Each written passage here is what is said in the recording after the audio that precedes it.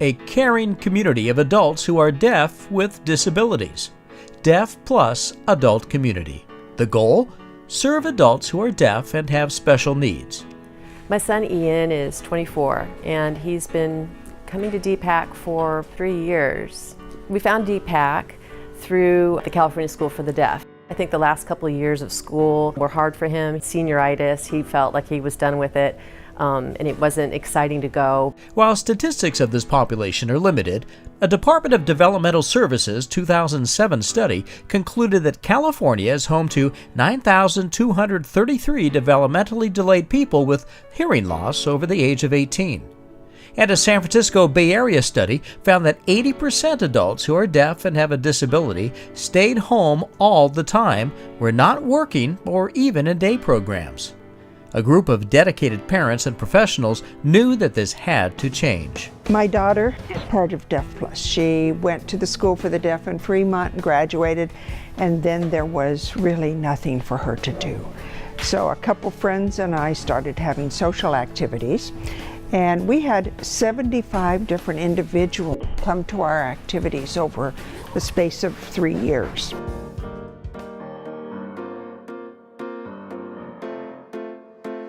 A small group of parents and professionals saw the need for services for adults who were deaf and had disabilities.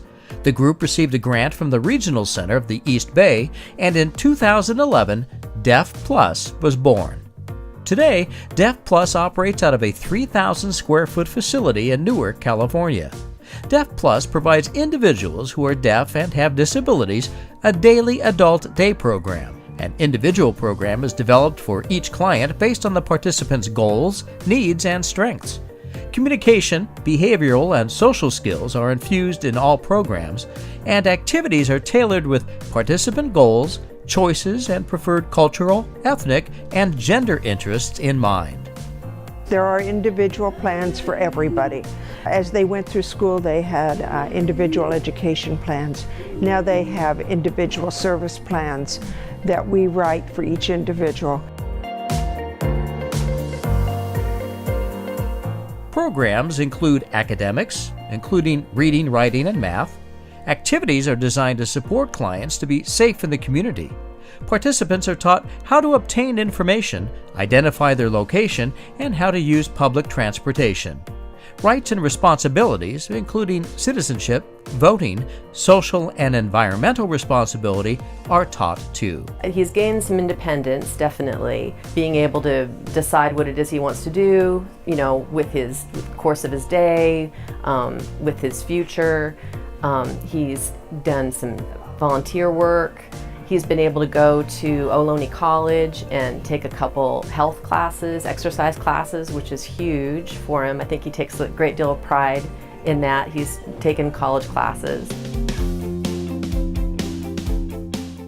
Deaf Plus participates in the Employment First movement. Introduced in 2015, the movement aids people with disabilities find real employment opportunities of equal pay. The Deaf Plus Adult Program provides job training, literacy, money management, computers, and more, with the goal of assisting adults with developmental delays who are deaf or deaf-blind explore their opportunities of becoming permanently employed at competitive wages.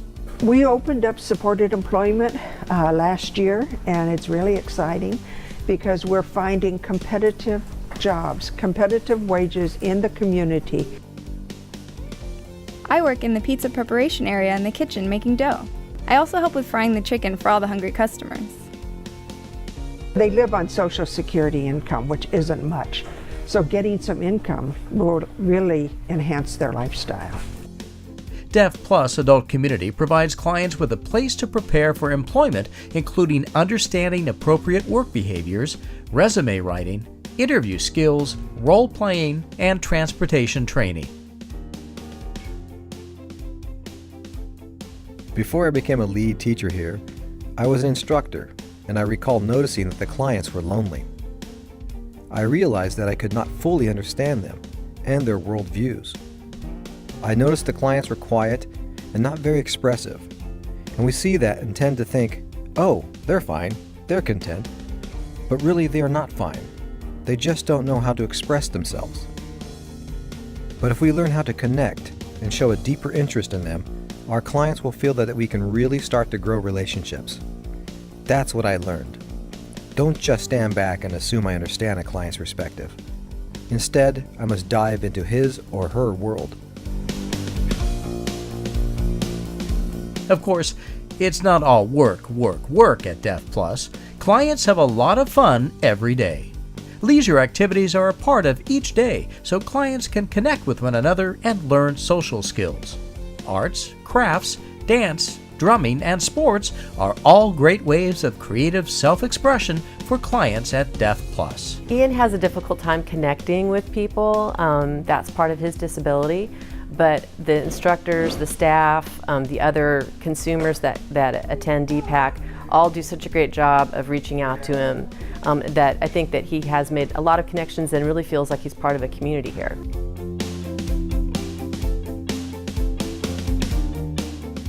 Barbecues and holiday parties are a great place for clients to practice appropriate social skills and build relationships. There are opportunities to play board games and participate in sporting activities. Clients interact locally in the community through library visits. You can find them out and about attending cultural events, bowling, and more. Important communication, behavioral, and social skills are infused in all programs and are practiced at all outings. While outings are a highlight for participants, transportation can be a challenge.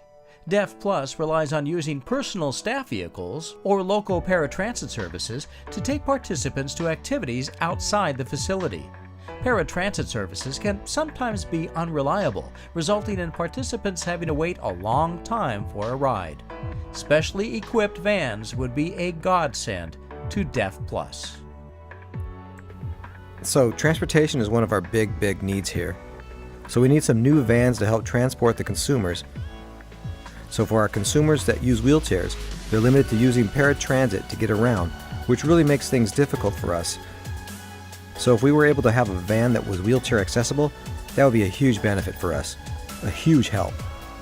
We've been so incredibly lucky that Ian's been able to be part of this program that makes us feel like he has a future. You know, that there's things that he's going to be able to continue to grow and develop and accomplish, which is, you know, difficult when you're raising a child with special needs.